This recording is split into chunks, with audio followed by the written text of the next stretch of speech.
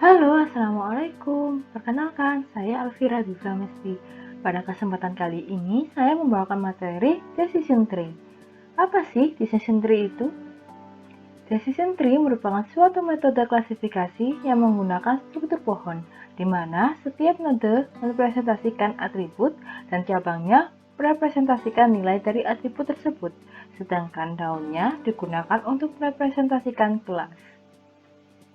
Cara kerja decision tree yaitu pertama, menentukan node awal, kedua, menentukan entropi, ketiga, menyusun dan mendapatkan hasil tree, keempat, melakukan pembuatan rules. Langsung masuk ke studi kasus pertama ya.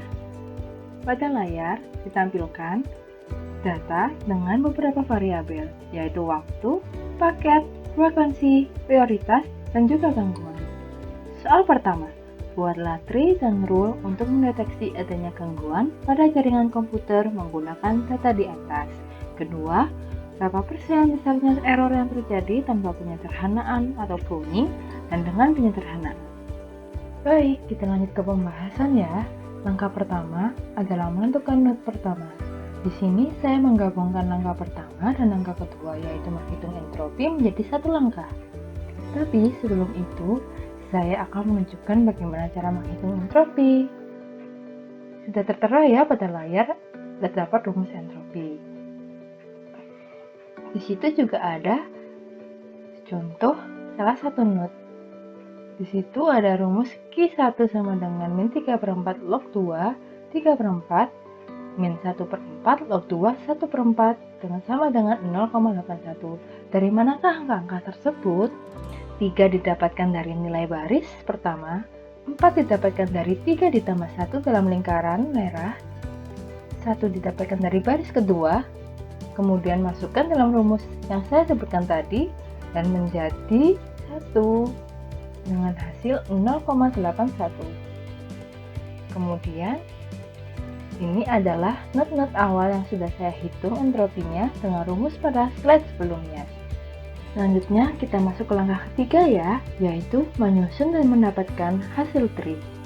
Pada penyusunan tree awal akan mendapatkan tree sebagai berikut, yaitu tree waktu yang mana waktu merupakan nilai entropi terkecil dari perhitungan entropi sebelumnya.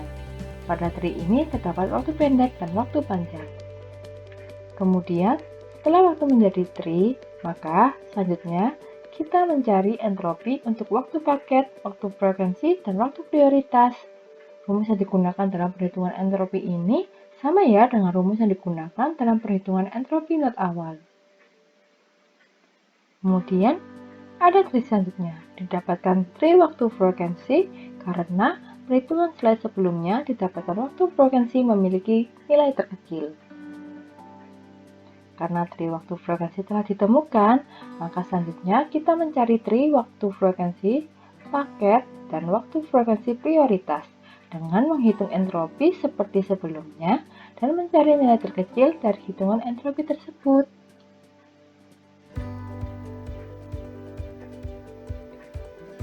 Nah, ini adalah tree terakhir pada langkah ketiga karena perhitungan entropi telah habis. Maka berakhirlah langkah menyusun dan mendapatkan hasil tree. Kita masuk langkah terakhir ya, yaitu melakukan pembuatan rule. Dari tree yang sudah kita buat di langkah 3, maka kita akan membuat rule selanjutnya. Di sini saya mendapatkan beberapa rule. Rule pertama, if atau jika waktu sama dengan pendek dan frekuensi sama dengan rendah, then maka gangguan sama dengan gangguan. Kedua atau rule kedua, jika waktu sama dengan pendek dan frekuensi sama dengan tinggi, then maka gangguan sama dengan normal.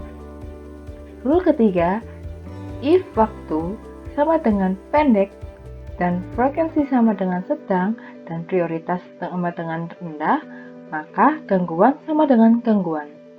Rule keempat, if waktu sama dengan pendek dan frekuensi sama dengan sedang dan prioritas sama dengan tinggi, dan maka gangguan sama dengan normal. Rule kelima, if waktu sama dengan panjang dan frekuensi sama dengan rendah dan prioritas sama dengan tinggi dan paket sama dengan besar, dan gangguan sama dengan normal. Rule ke-6, if waktu sama dengan panjang dan frekuensi sama dengan rendah dan prioritas sama dengan tinggi dan paket sama dengan kecil, dan maka gangguan sama dengan gangguan. Rule ke-7, if waktu sama dengan panjang dan dalam kurung frekuensi dan sama dengan sedang dan frekuensi sama dengan tinggi dan prioritas sama dengan rendah dan paket sama dengan kecil, dan maka gangguan sama dengan gangguan.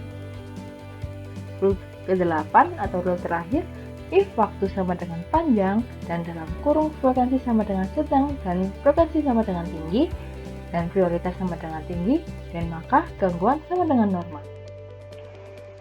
Kemudian lanjut studi kasus kedua ya.